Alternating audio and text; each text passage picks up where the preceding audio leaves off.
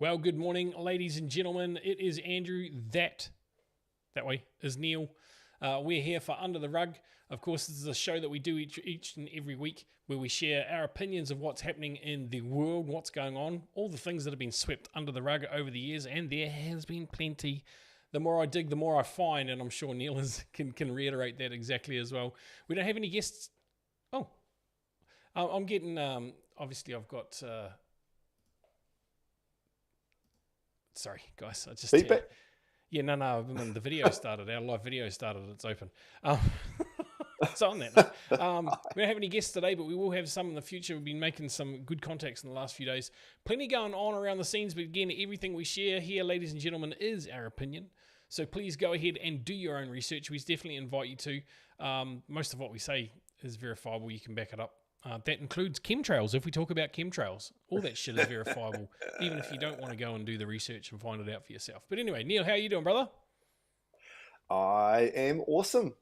Had a fairly. I've actually had a good week away from the internet. Down in Wellington, supporting my daughter. I think we talked about that last week.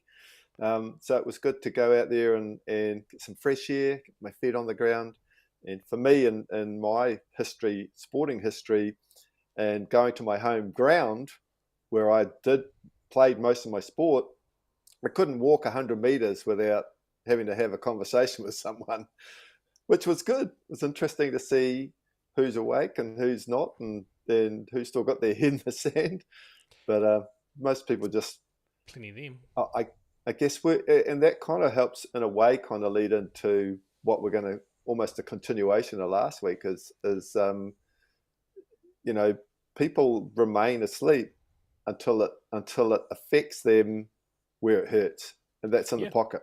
Oh yeah, and I think we'll start to see a lot more of it. Well, I noted this morning, it was quite funny. I almost thought, maybe should we show that on the show? But it was a news article. The New Zealand Herald shared an article about a woman wearing a modest dress.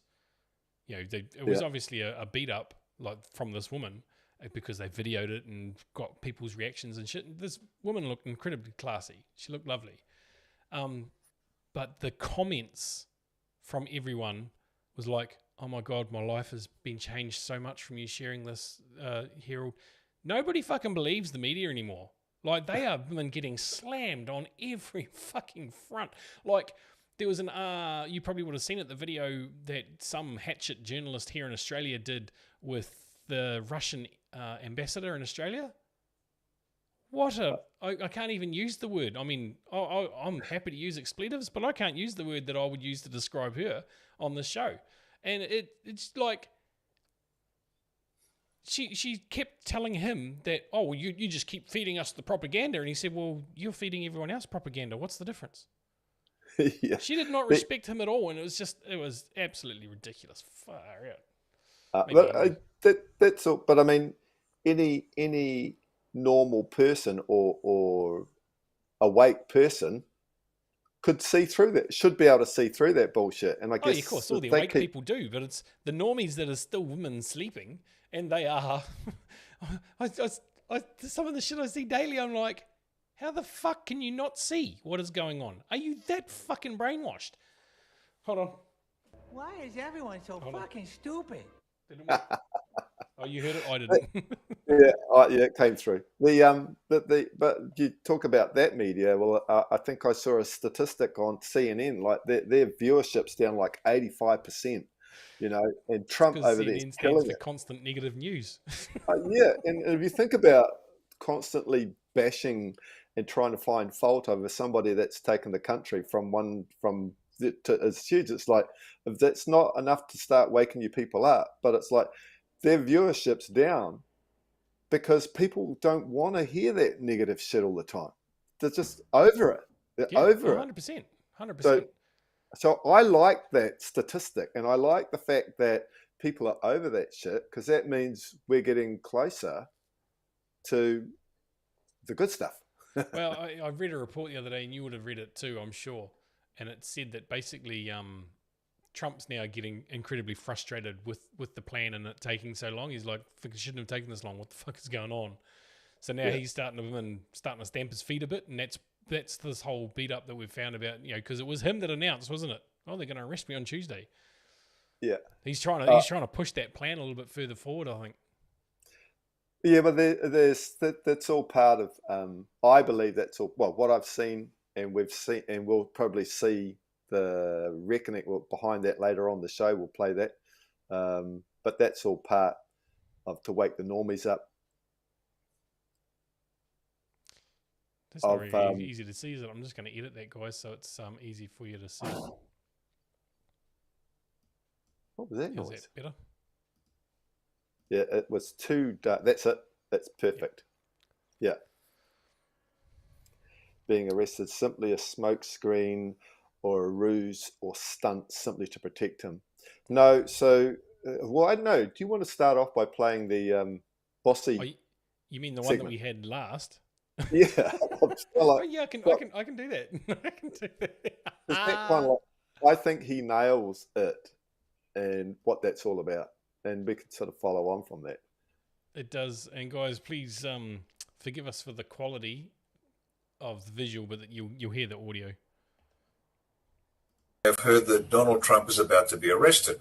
Now, first question is, why would this be telegraphed to the world? Well, there's a reason for that. They want people to watch.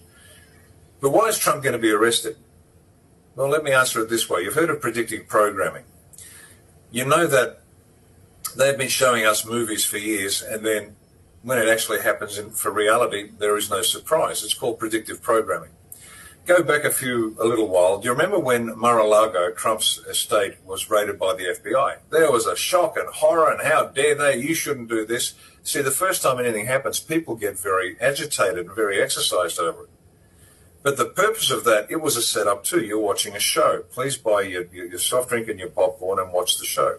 The reason they did that to Trump, and it was a complete setup, was so they wanted to target Biden and then go through his stuff. So when they went through Biden's papers, there was no surprise and shock from the people, because psychologically they'd already watched Trump get raided.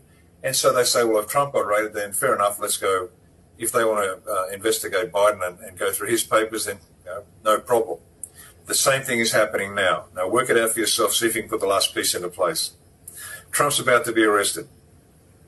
Why? In order to begin the arrests of the others. You see how it works? Now, the guy actually being arrested won't be Trump, he's a double. That's part of the game too. Speaks to what you see. But they have to arrest Trump so people, the normies out there, will go through the shock, horror, oh my God, that's terrible. And it's over, what, Stormy Daniels? Please. But they'll get that psychological shock. They'll get that out of the way. And then when Biden gets arrested, they'll go, oh, yeah, that's fair enough, because they arrested Trump last month, so they're going to arrest Biden this month. And Obama. And Clinton. And Pelosi. And all of them. The arrests are starting. That's what they're trying to show you. That's why Trump is being arrested. So, he's good. He's great. Bossy just nailed it. He did. I've actually got something else that Samuel sent me this morning. I'll see if I can find it, because it talks to that. The whole thing is all part of the narrative as to waking people up. So predictive programming, it's like we've been predictive programmed right for this very point in time, and he's just kind of nailing that at one specific part. But it's the predictive programming is far bigger than just that one thing there. It's 100%. massive. It is. Well, I can't find the actual document that I wanted to find, but it was saying that Cohen, the lawyer that dealt with the Stormy Daniels case, said that he paid for her out of his own money and Trump never reimbursed him. So there's actually no connection. What are they going to do? Cracks me up. Well, we know they have been trying since day one, 2016 of the election, to discredit him all the way 100%. through. Absolutely. We know Absolutely. that, and everybody on the show knows that as well. So if you don't know that, then clearly you're not awake and you're brand new to the show. Welcome. Yeah. Hi. we drop bombs here. So you and I were talking about something right before we come on air. I read you an email that I got from the school. Yeah. Because I think it speaks to this, not necessarily predictive programming, but programming and indoctrination. It's how we are taught to comply from a very, very young age. My children have been involved in some altercations at school in the last couple of weeks where they haven't been the perpetrator, but they've certainly had the worst punishment out of it. So I'm a little bit sick of that. And my emails backwards and forwards, and Neil said, well, of course, that's what they're doing. They're trying to make them fearful of standing up for themselves. I'm paraphrasing what Neil said, but this is what he meant. Fearful of standing up for themselves because there's repercussions. The thing is, it won't work with my boys because they don't care. It's not that they don't care about society, they do. It's that they've been taught to think for themselves and do the right thing, regardless of whatever happening in the face of it. And that may mean that they're on the outer sometimes. I know I have been, and I'll tell you what, I'm much, much better for it. Fuck conforming, that would just be, oh my goodness. Yeah, but couldn't do it. But what you're talking to there, it's not just what's happened with this incident at school with the boys, but it starts right back almost at the end of play school or kindergarten, depending on what country you're in.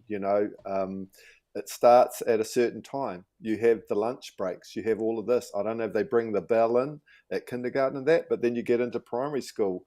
You've got morning tea, you've got lunch, you've got afternoon tea. You start at 9, you finish at 3. And it's like, and then they bring, as you get further up, you've got to wear a uniform.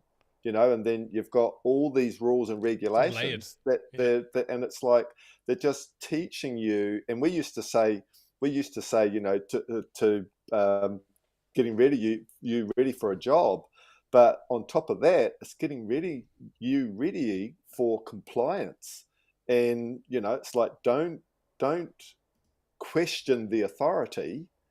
Do as you're told. These are the rules. Abide by the rules. And it's like that's what the whole education is about. The information they're teaching the kids is completely irrelevant. Doesn't serve them to support themselves or survive in life. No. It's like it's not set up for that. But just it's so camouflaged on all levels within that system that and of course every parent is complying with that because they've already been through the system themselves. It is and it's not though. I mean, it is when you're not aware of it, when you're not awake to it, it is camouflage. But when you're awake to it, when you can see it, I mean, you just said it quite plain as day. It's all layered in right throughout the time. And here's the thing. And I don't know if this makes me not wrong, but it could make me wrong. But I don't know if this makes me a hypocrite or not. But I had to go at Harlan yesterday because his shirt was untucked in his uniform. I'm like, mate, tuck your shirt in. And like, I'm of the opinion that if you're going to wear a uniform, wear it properly, wear it with pride. But yeah, and it's not just there either, is it? I mean, I don't know if you've seen the Lego movie. You might not have because your children are a bit older, or you might have watched it with your granddaughter. Or your I haven't seen it. But the Lego movie, they've got the song that everything is awesome, right? And it's just a conformity song. That's all it is. This guy's trying to fit in. And all the construction workers wear the exact same thing. I'm like, hold on. That's just like life. Look, high vis is the thing now. If you're in construction or if you're in mining, you got to wear high vis. Even if you're a woman, you work for yourself plumber, you're supposed to wear high vis because that's what OH&S says. What? When did you start buying my clothes? You didn't. I'll fucking wear what I want. But it's all about, oh, well, that's that part of society. That's that part of society. Yeah. It's ridiculous. And you can see it for what it is when you're aware of it. And they've, through that whole process, they still create the divide. It's just here down in Wellington, and my young niece is doing a building course. She's so in the building course, I think there's half a dozen little Maori boys or young, and they've separated them from the main group, and their course is all paid for. They get tools at the end of it. There's so many bonuses that they've got through the system, and it's all free. It's like a whole scholarship for them. And here's my niece in the building course, and all the others, they have to pay for it. So it's like and they've segregated. Well, not segregated. I don't know. Maybe it is. They've put them all in a separate place, and they go through the same information, same facility, but different. It's like that's part of the divide. It's like, absolutely. and it's like, what the fuck is going on there? It gets better though. I got a video. Well, it doesn't get better. It actually gets worse. I got a video this morning. Let me see if I can find it. I don't think it was you that sent it to me. Maybe it was. Hold on. No, here it is. I thought it was. No, it's going to ask me. I need to watch it on BitChute, so I need to open it here. So before I show this, it is it's quite disturbing, but this speaks to the whole bullshit around not equality. Equality is not bullshit, but I'm talking about filling quotas within specific industries and jobs. And this goes to show why this shit shouldn't happen. Well, just another example of the Ponytail Police. I'll put this on the Ponytail Police playlist because just another of the million examples of totally ineffective. And this Ponytail Police is a sergeant. Two guys fighting on one, beating the hell out of this guy. Ponytail Police shows up. La, la, la, la, la. Don't want to break a nail. Oh, look. She's been promoted. She must be really good. Wow. She's a sergeant. Look at that ponytail. Look at her speed and action to get involved and stop this assault 2-on-1. These two guys are beating the shit out of this guy. He doesn't have a chance. I mean, they are literally killing him, kicking him in the head multiple times. She watches. No duty to act. Incompetent. Quota hiring. Waiting for the male officers to come to do all the work. Meanwhile, she's got the stripes and been promoted. Completely ineffective. This guy is getting his head kicked and killed. And she's like, hey. She can't stop one of them. Has to keep getting on the radio. Call for the man police to come. I always say, when there's female cops there's cops, and then there's the Ponytail Police watching. Totally ineffective. The audio, sorry. Quota hiring, diversity, inclusion, failure. Just like everything. This guy is getting pummeled. Finally, a man says, hey, and comes over to help. And the woman stands there and is ineffective again, getting on her radio. Help! I need backup. Help me. I need to pick up my paycheck so I can go get my hair and nails done. Of course, they cut it when the mail comes over, if you watch. Lost. Here comes a male cop. Okay, so now the video stops because the male actually does police work. Now, that's just crazy. Like, and don't get me wrong, I'm all for females being cops if that's what they want to do, and being soldiers if that's what they want to do. You know, do I think they should be on the front line? No, I don't. I really don't. That's not their role. That is and like it or not, it's a gender role. Can they do the job? Absolutely, they could do the job.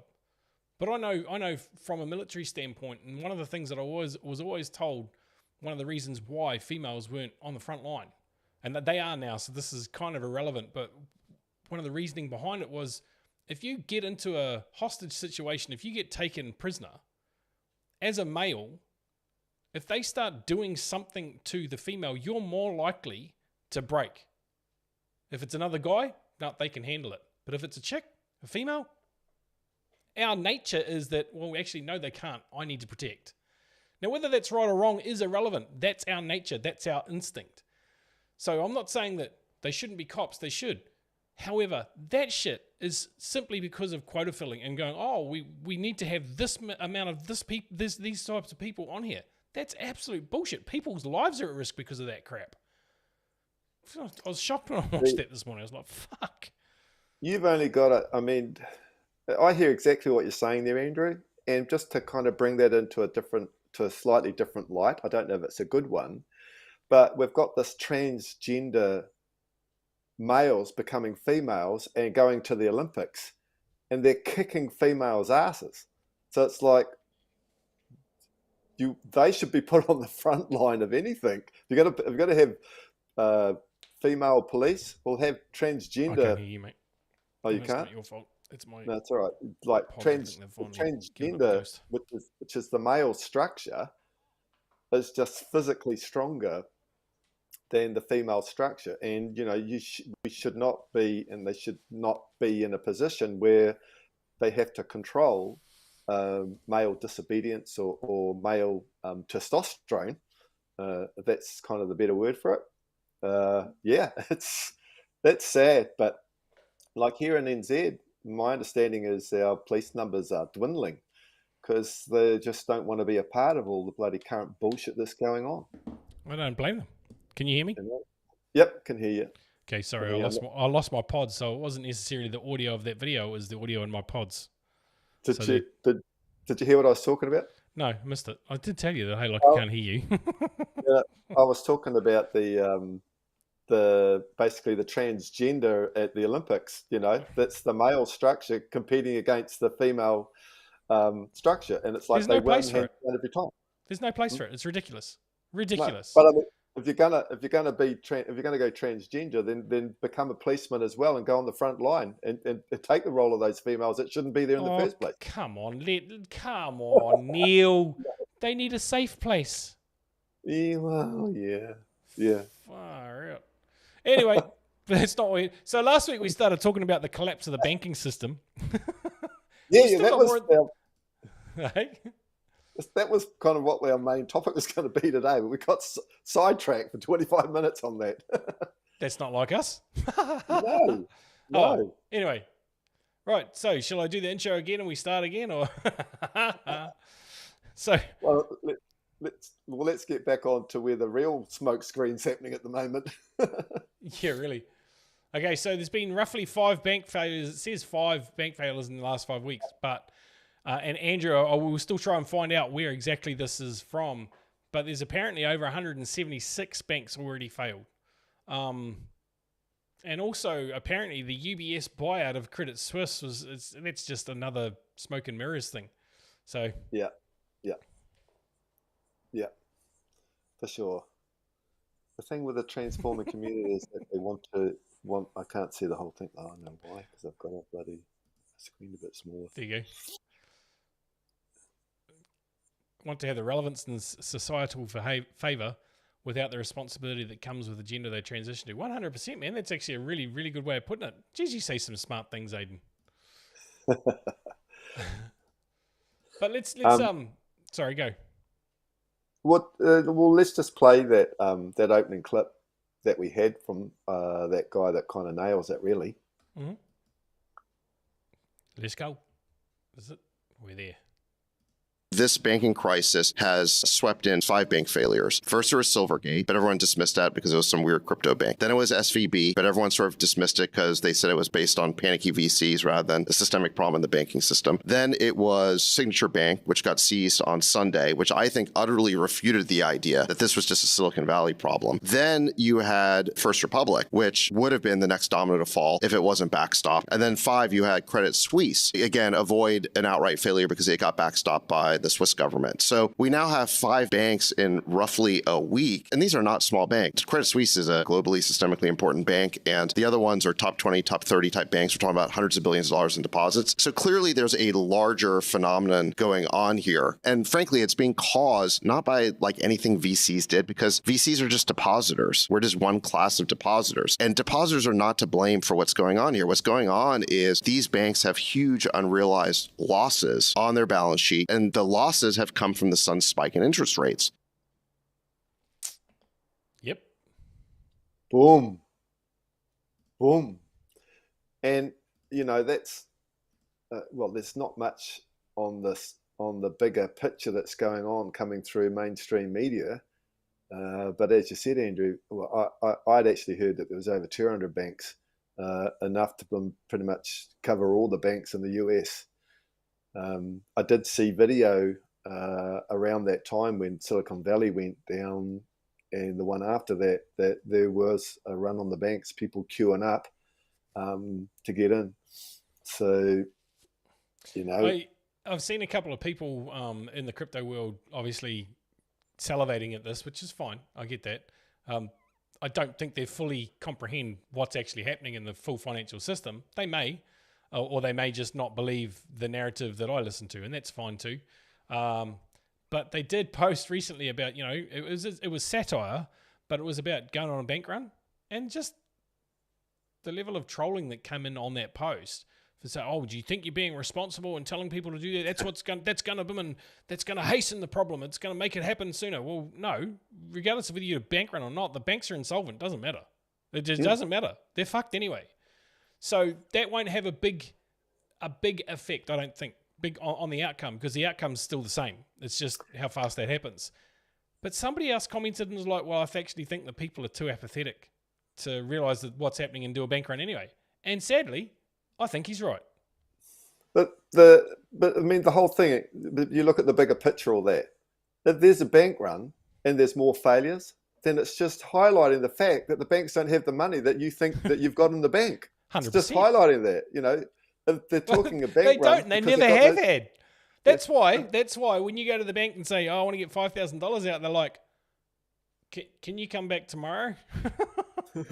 I remember Westpac closed an account of mine, a foundation account, 3 years ago. And there was 46K in there or something like that. And I said, oh, that's cool. So you're not giving me any recourse as to why this has been closed. Just, that's it, closed, and I can't do business with you anymore. And funnily enough, it was around the same time that Westpac got done for money laundering. That money laundering was also part of the child trafficking shit. But anyway, it was around the same time. And I said, oh, so there's no recourse, there's nothing happening. No. Cool, I'll be in tomorrow to get my money out. Yeah, cool, we'll have a check cut for you. No. I'll be in tomorrow to get my cash out. They're like, oh, you can't do that. And I went, sorry, you've closed my account with no recourse. You're telling me that I can't come in and get my money in cash? Get fucked. I'm coming in to get my cash. Have it. I know that might have been a little bit direct, but long story short, they had my cash, but shit, did they want to make me jump through some hoops? Jesus.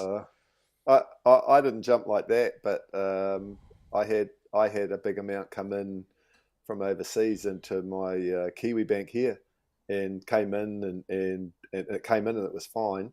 But then they questioned me as to where it had come from. I gave them the information where it was came from, and then they still decided to shut my account down. I'm like, you fucking serious? Are you kidding me? I've given you all the information you asked for, and now you're deciding you don't want me to bank with you? Where the fuck did that come from? They are fucked. they absolutely they are. And I guess that's a really good indication, a good telltale sign that obviously they're a business, right? They're a business, just the same as you could open a business and run a cafe or whatever. They're a business. They're a business for money. They make money on money. That's how the business operates. So they'll still have guidelines and things that they need to operate by, and they don't want to get stung by the government for women money laundering. So of course, even what people need to remember is that you're an unsecured creditor to a bank, and we spoke about that last week. So you're essentially giving them a loan to do whatever the fuck they like with. Of course, they want to know where the money's coming from. Yes, it's your money, but I can't wait for the system to collapse and end. Well, Honestly. I think what we're seeing is an uptake on that, and I mentioned it earlier on before we came on. This is part of the Great Awakening, and most people aren't truly awake to the depth that we are, and they need most to people be. are sleeping through the Great Awakening.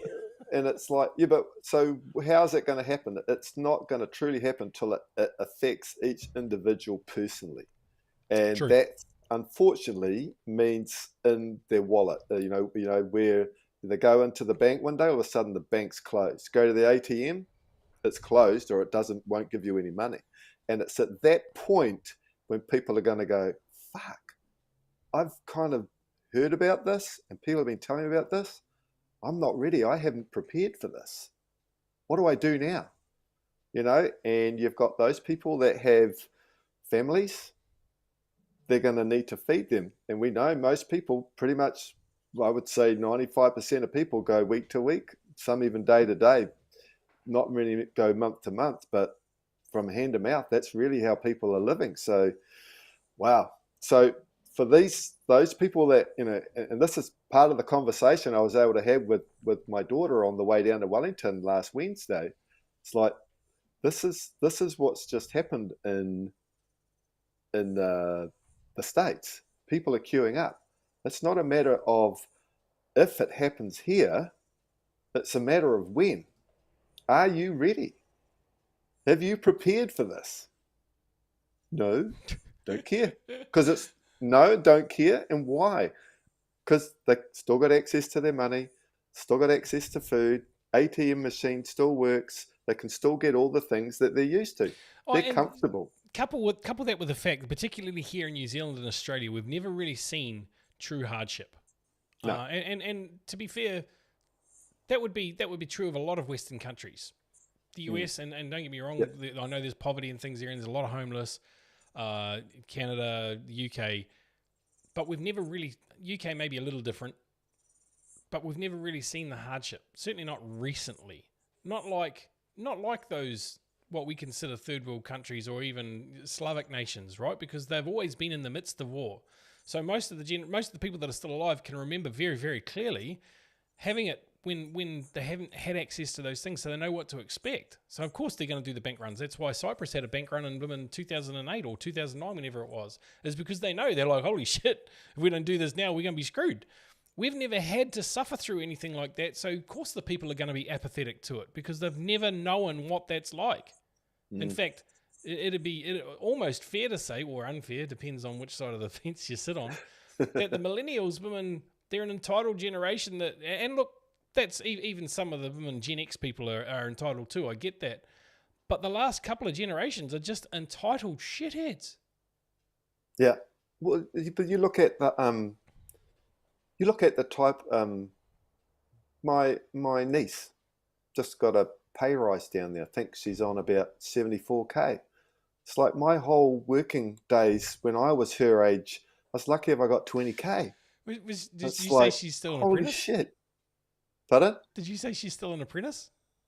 Oh no, not that one. So that was her older right, sister. No, that's her going through her building how old is she? apprenticeship. So this one is 26.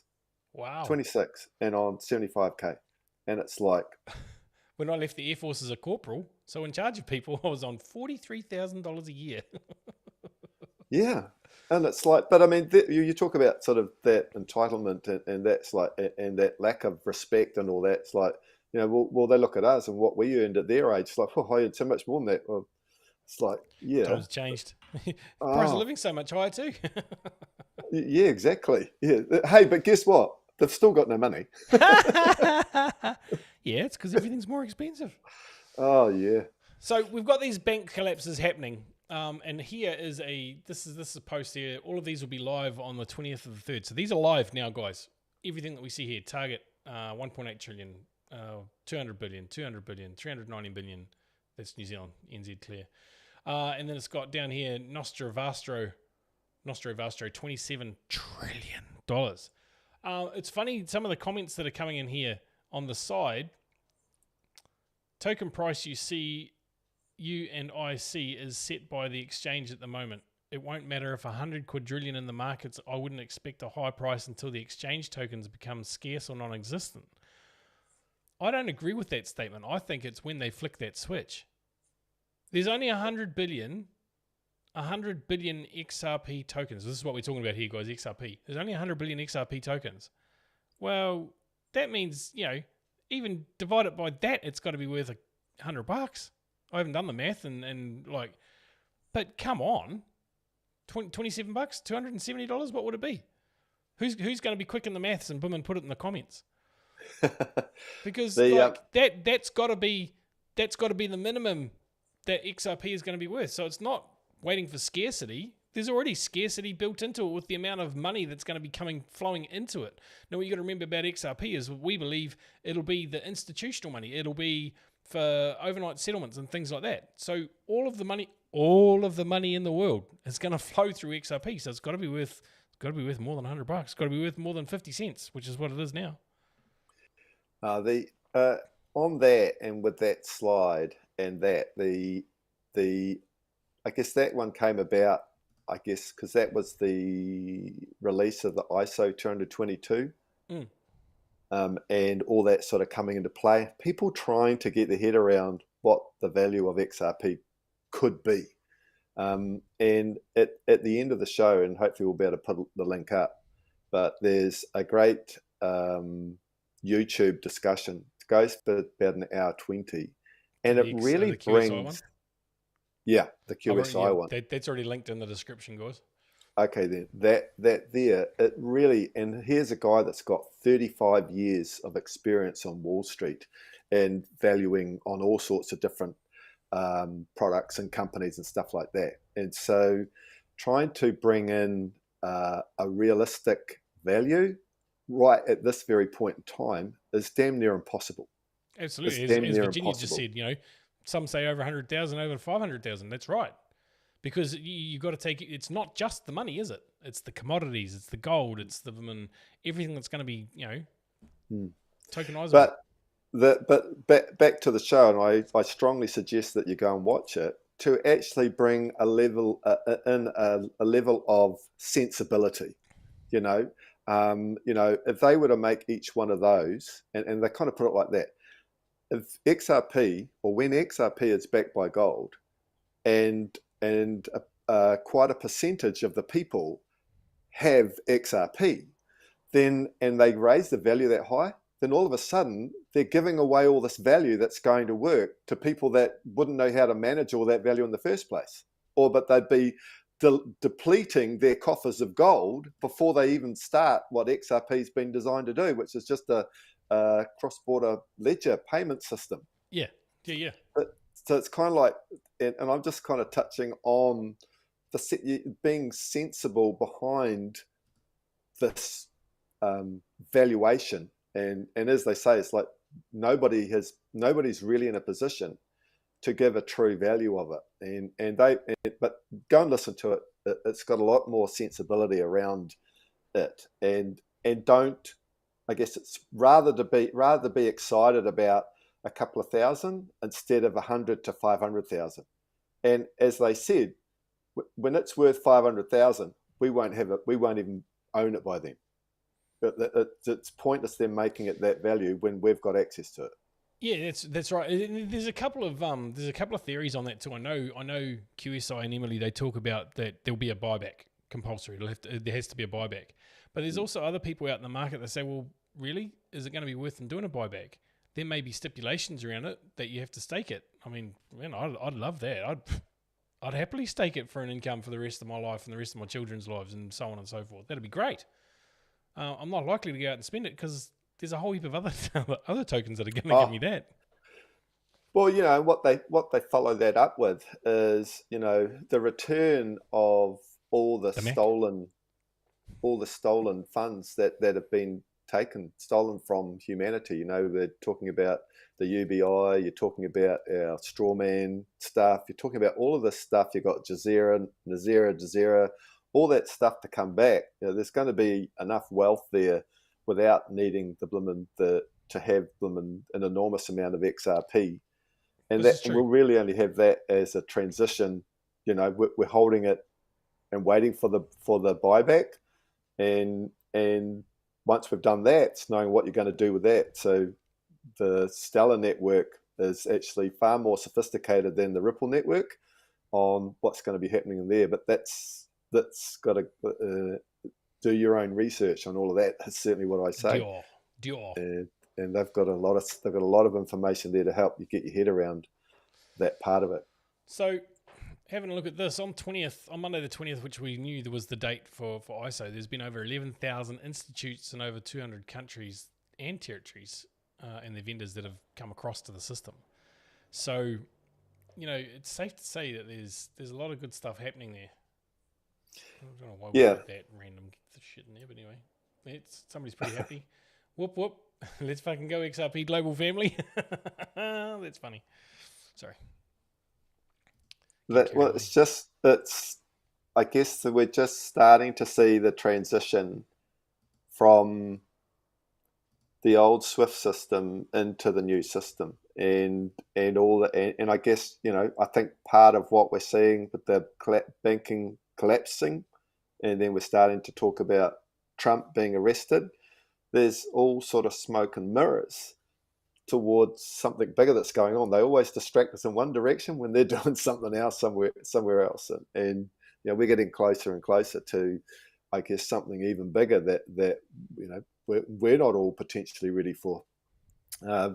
Virginia, I certainly agree with what you're saying there. You've got XRP, get them off the exchange. You should already have it off the exchanges, and preferably into a cold wallet, but definitely into, I think Exodus is one of the platforms I've heard that's going to be okay. It's safe. And on that though, on cold storage, guys, if you do have a Trezor or a Ledger or whatever cold storage, make sure that the firmware is up to date. Yeah, good one. I mean, that's a trap for young players. I mean, it's easy to forget, and I do. I've just reminded myself that I need to probably update my firmware, because there probably has been an update since I last used them. Because I put my stuff on there and like, oh, it's safe, and I put it away and put it in the safe. It's good. But make sure that the firmware is updated, because the last thing you want to do is miss out on all your funds because of a firmware issue. That would suck. That would really suck. But that's a big sign with ISO 222 going live on the 20th is certainly a step in the right direction. I think, and it's not something that we've sort of pulled up as something to show today, but I see there was another adjustment in the Iraqi dinar. I think that, so their first adjustment was from 1,600 down to 1,300. And I think just in the last 24 hours, the next adjustment has been down around 1,100, somewhere around there. So the RV is certainly underway and certainly moving. But I think that there's a lot of talk on that with Ramadan coming in and starting on the 22nd is something really significant in the bigger picture of things.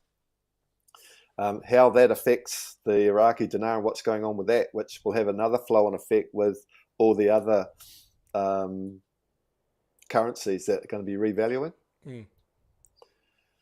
But yeah, what was that next link in today's schedule, Andrew? Baron Trump, that one.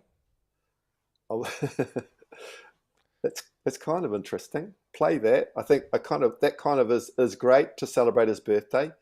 That's great also to follow up on the little talk we had at the beginning about education. True. Yeah. We got sound here. We got sound. Kiss goodbye. Goodbye. I want all A's. Okay. Okay, all A's. And when you get older, what are you going to remember? No drugs, no alcohol, no cigarettes. And, you know what else? No tattoos. I don't ever want to see tattoos on you. Now I'm going to go. Yeah, first you will have lunch and then you go to school. Now you can do reading, writing, and arithmetic. Kiss goodbye. Goodbye. So, yeah, happy birthday for yesterday for young Baron Trump. How old did he turn? Well, let's have a look. I just had to readjust the screen. So he turned 17 years old, and Trump is 76. Together, that's 1776. I don't know what the significance of that, if any, to be honest. But I'm sure somebody will be able to, educate me in the comments. Aren't we going back to is that the original constitution of the US? It is. But look, let's be honest. We've spoken about RGJ before. No, RJG. Yeah, RJG before, right? And he says that since 1999, the Constitution has been null and void anyway. Yeah, right. Yeah. So maybe that might be. Maybe that's a little bit too deep for most of the patriots to get into just yet. They still want to thrash out their constitution, which is fine, because I think there's a lot of good things in there that have been bastardized over the recent 100 years. The last recent. Well, I guess relatively it is recent. But that's what they're talking about going back to is constitutional law, isn't it? But is there a constitution to go back to? That's another question to probably explore at some stage, because maybe RJG is crazy. Maybe he escaped from an insane asylum. I don't know, but all the talks that I've seen of him, he seems to be pretty coherent and pretty switched on. So I don't know. It's what's some of the a lot of the stuff that I watch and the information that's out there, and like the level of coincidence is off the charts. I mean, we know that there's no such thing as, what do you call it, coincidence. Yeah, there's no such thing as coincidence. There's only a coincidence. Oh, something will coincide with something else. So the coincidence of Baron Trump turning 17 on this particular day at the same time that Donald Trump is 76, and combining those two together, it's like... Is that Donald's brother? Is that Donald's brother? Donald Trump? Who's he? Is that what I said, Donald? Jeepers. But have another beer. Well, I wish. It's not happening at the moment. Hey, remember when we used to do that Bimmin happy hour on a Friday night? Oh, yeah. We had a lot of fun with that. I remember leaving you one night on that happy hour thinking that it'd be over because I was going to watch the hockey and the Commonwealth Games. Yeah. And 2 hours later, you're still on it. Oh, we had a good old chinwag that night. Everybody came on. That was a good night. Oh, hilarious. Right, so we've done that one. I think we're up to Jerome Powell, aren't we? Where you want to see that one? He's just punishing the friggin' the markets by increasing the rates. And I think at the beginning of the week, it wasn't yesterday. I think it was yesterday. He's just gone and put it up by another 2.5%. Yep, another 25 basis points. So I think that's 0.25%. Yeah. So play that little the humorous one clip. No, the one before that. And you swap them around, but basically he was getting pummeled at whatever meeting he was at, select committee or whatever. But I only see the one there from Jerome Powell, mate. I don't see anything else that says Jerome Powell. So the other one was the Elizabeth somebody. Okay, Elizabeth Warren. Okay, good. Yeah, click that one. She's the one quizzing Jerome Powell. Which is interesting. But anyway, that's another story. All right, here we go. If you continue raising interest rates as you plan, unemployment will be 4.6% by the end of the year. It's not an intended consequence. But it is, and it's in your report, and that would be about 2 million people. If you could speak directly to the 2 million who you're planning to get fired over the next year, what would you say to them? Inflation is extremely high, and it's hurting the working people of this country badly, all of them, not just 2 million of them. And we are taking the only measures we have to bring inflation down. And putting 2 million people out of work is just part of the cost, and they just have to bear it? Will working people be better off if we just walk away from our jobs and inflation remains 5-6%? It's not as black and white as it very just very looking infrequent. at the numbers. It actually is pretty black. Alan and white. Blinder's written a book on this. There have been 12 times that we've seen a 1-point increase in the unemployment rate in a year. How many times did the economy fail to fall into a recession after doing that? Out of 12 times. I think the number is 0. I think the number is 0. That's exactly right. Right now, the unemployment rate is 3.4%, which is the lowest in 54 years. And we actually don't think that we need to see a sharp or enormous increase in unemployment to get inflation under control. Even 4.5% unemployment is well better than most of the time for the last 75 years. I thought you said the other one was a humorous one. Well, the one after that's pretty cool. That will probably finish. But yeah, it's like that's him and just in the U.S. economy. It's like every economy around the world is doing the same thing. And that guy there is probably largely responsible. But is he ultimately the person that's calling all the shots on that? Of course not. I actually think he's set up to be the patsy because the chairman of the Fed, really? But the Fed got taken over in 2019 by the Treasury. So how does that work out? Hey, yeah. And I think Sam missed the fact that I was being a little bit satirical before. But anyway, if anyone that's interested, 1776 with the Declaration of Independence was signed. Thank you, bro. Now, as we move forwards with that and we look at how everything, cost of living has increased and all that sort of stuff as all the rates increase. But look at now going to look at the politicians that have done extremely well in their investment choices over the last couple of years. Is that slide there? Where's that? No, where's that? I missed it. It's in that list there. And sorry, people, but Andrew and I are getting closer to being a little bit more organised. So we have got a little bit format. We've got a little bit of a format, although Andrew can see it and I can't at the moment. We'll get better. There it is. Yeah, no, I've got it. Oh, well. Hell.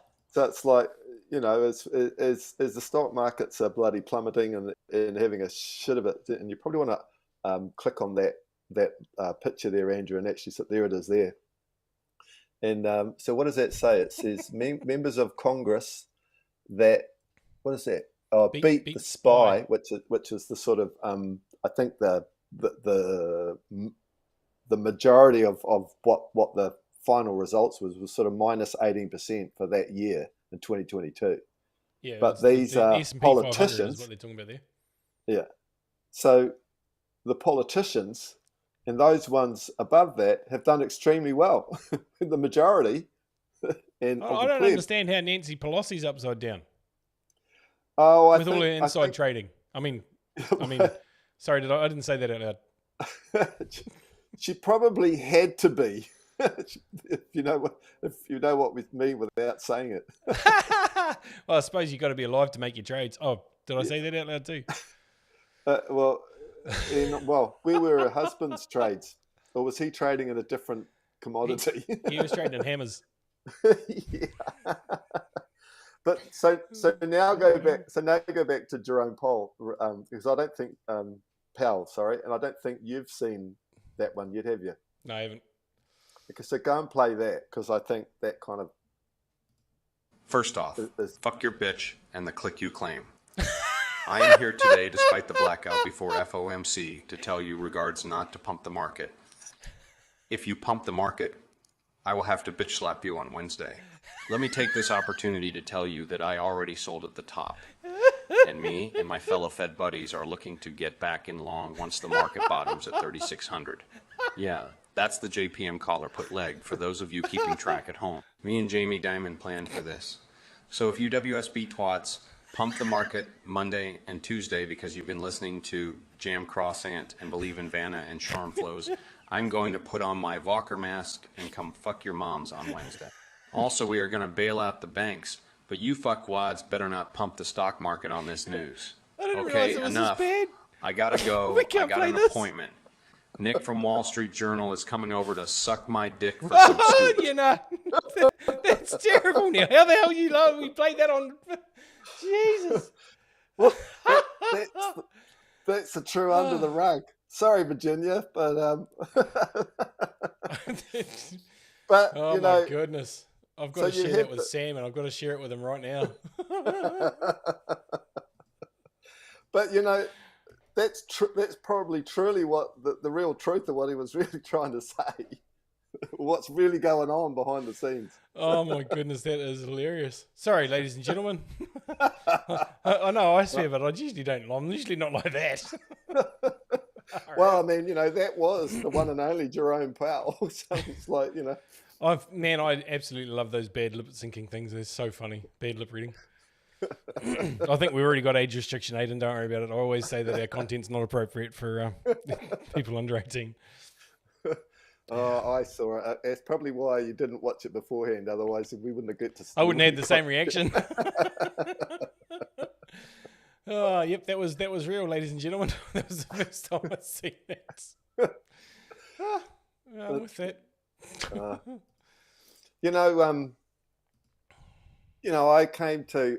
I read something in the beginning of the week, and it really brought and hit it home to me on the bigger picture of what this is really all about. And everything that we're watching, our whole lives, is just a smokescreen. It's a complete and utter smokescreen. Back in 95, and I got involved with some technology, which I think if we'd stuck at it, we probably would have ended up with a with a free energy device. And when I look at what this is really all about and what it represents, this real battle that's going on is the suppression of free energy. It's a $200 trillion market. And when you think about it, when we have access to free energy, then we are truly free. We can travel anywhere. You would almost not need money when you've got free energy, because we would be able to create everything that we need. And that's the bigger picture. Everything else that we're seeing, this is only, sorry, and sort of qualified it first, this is my own awakening and to the bigger picture of what's been going on. Yep. But it's free energy is back in 95 when I got involved with it here in New Zealand, only just around the corner from here, the Commerce Commission pretty much did a great job in shutting it down. And the guy that invented that is still bitching and moaning that he can't get any funding or any government support or anything to actually bring this technology out, which is what the world needs. And it's all clean, free energy. None of this friggin' carbon bullshit and everything that's going on. I was trying to find you that video that I sent you this morning of the women scientists say that there's no such thing as perpetual energy. but apparently then it's gone. It's just as funny as the last one we just watched. It's like, there is so much free energy on this planet, and it's everywhere. They have kiwashed it on every level possible. Well, and that's exactly what happened to Tesla. I mean, sure, it's probably a little bit of a poetic license, but if you've ever watched The Prestige, it's a movie that's got Christian Bale and Hugh Jackman in it. It's a really good movie. It's about a couple of magicians in the 1800s. And one of them, Hugh Jackman, travels to the States from England. Yeah, from England to catch up with this scientist. And it turns out that the scientist is Tesla. And he creates this machine that makes his hat disappear but reappears somewhere else. So that's I'm not spoiling the movie for you. But anyway, at the end of that, his laboratory gets torched and all the people from JP Morgan come in and destroy all his research. And that's essentially what happened. I mean, again, there's probably a little bit of poetic license in there, but you know what? That's all because JP Morgan and co. couldn't make any money off that free energy. And kind of bringing that full circle. So I've read that Trump's uncle was either his assistant and captured the information before it was lost. Yep, I believe that. I can't wait to see it all come out for everybody. I don't think we're going to see it too early in the piece, but it's all part of the bigger picture of what's going on here. Yep. And the financial system, clearly is a big part of moving us forwards into a brighter future. And we're in the middle of, the fact that the banking system we're starting to see in the open collapsing is a massive, massive sign that we're getting closer and closer and closer to, what we're all sitting here watching, waiting for to happen. And unfortunately, that's the sort of thing that's beyond our control. And on that's kind of what leads into Andrew's journey and being able to take control of our own lives and live the best that we can with what we've got in front of us right now. Absolutely. Here's something to consider, and there's I guess it's kind of bookends where we started with the schooling system. Really the only things we need to learn, I mean, it's nice to know maths, it's nice to know how to read and write and spell and all that sort of thing. It's nice to know how things work, but really all we need to know is how to love, how to grow our own food, how to prepare our own homes, and realistically, we're taught none of that at school. Yeah, we're not taught how. Yeah, this is something that there's an interview coming out real soon, guys, with a gentleman that I did an interview with a gentleman yesterday from New Zealand who does breathwork as well, and it's actually for my book. But we spoke about the fact that as men, particularly, we're taught to suppress our emotions. We're not taught to embrace them. You know, if you're seen crying, you're weak. If you show affection, you're weak. If you you could put anything amongst that, but we're not taught how to deal with our emotion at all. In fact, we're taught to suppress it for the most part.